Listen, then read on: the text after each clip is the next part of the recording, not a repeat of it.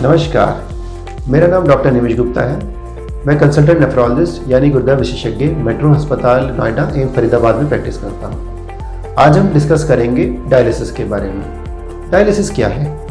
Dialysis एक प्रक्रिया है जिससे जब दोनों गुर्दे फेल हो जाते हैं और शरीर में अत्यधिक गंदगी बढ़ जाती है तो हम खून की सफाई करते हैं। डायलिसिस हम दो प्रकार से कर सकते हैं, हीमोडायलिसिस या पेरिटोनियल डायलिसिस। हीमोडायलिसिस में हम एक खून के द्वारा ही खून की सफाई करते हैं।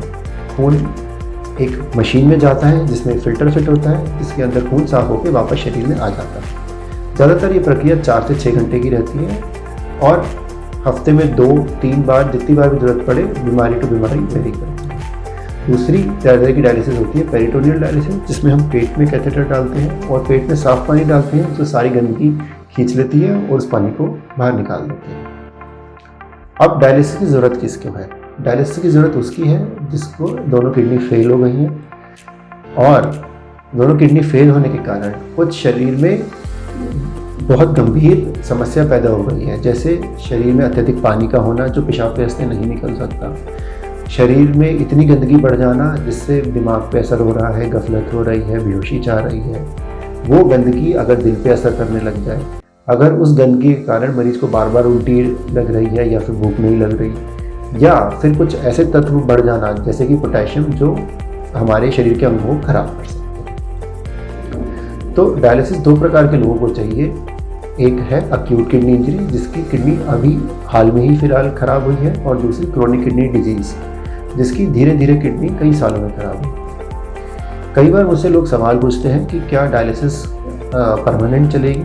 देखिए, ये आपकी बीमारी और पे फ़र्क पड़ता है। अगर आपकी किडनी तुरंत ही ख़राब हुई है किसी भी कारणवश, कोई इन्फेक्शन ले लीजिए, कोई दवाई के कारण या कोई हार्ट फेल होने के कारण या किसी भी बीमारी के कारण अगर किडनी फेल हुई है तो कई बार वो टेम्परेरी ख़राब होती है। डायलिसिस के बाद और सही इलाज के बाद उसे रिकवर किया जा सकता है। दूसरी डिजीज़ होती है क्रोनिक किडनी डिजीज़, जैसे किसी को लंबे तरह से शुगर है या फिर कोई ऐसी लंबी बीमारी है जिसकी कई सालों में धीरे धीरे किडनी ख़राब हो रही है, उस व्यक्ति को डायलिसिस शायद परमानेंट चाहिए।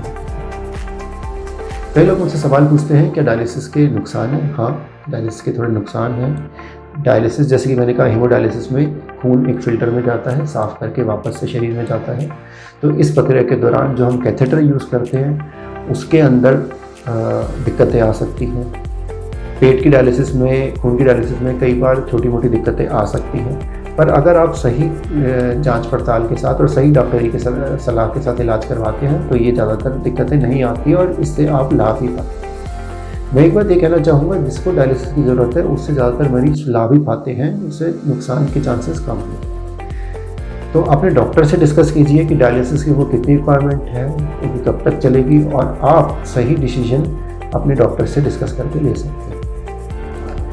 क्या डायलिसिस का कोई विकल्प है? हाँ, डायलिसिस के कई विकल्प हैं कि अगर आपका मरीज फिट है, अदरवाइज़ उसके बाकी अंग ठीक काम कर रहे हैं, उसके शरीर उसका काफ़ी दिनों तक साथ देने वाला है, उसकी उम्र बहुत ज़्यादा नहीं है, तो हम किडनी ट्रांसप्लांट भी कर सकते हैं जिसके तहत वो एक आम आदमी की तरह जीवन व्यतीत कर सकता है। पर हाँ, किडनी ट्रांसप्लांट एक अच्छे सेंटर में अच्छी डॉक्टरी सलाह के साथ ही कराना चाहिए, क्योंकि अगर इससे फ़ायदा है तभी कराना चाहिए।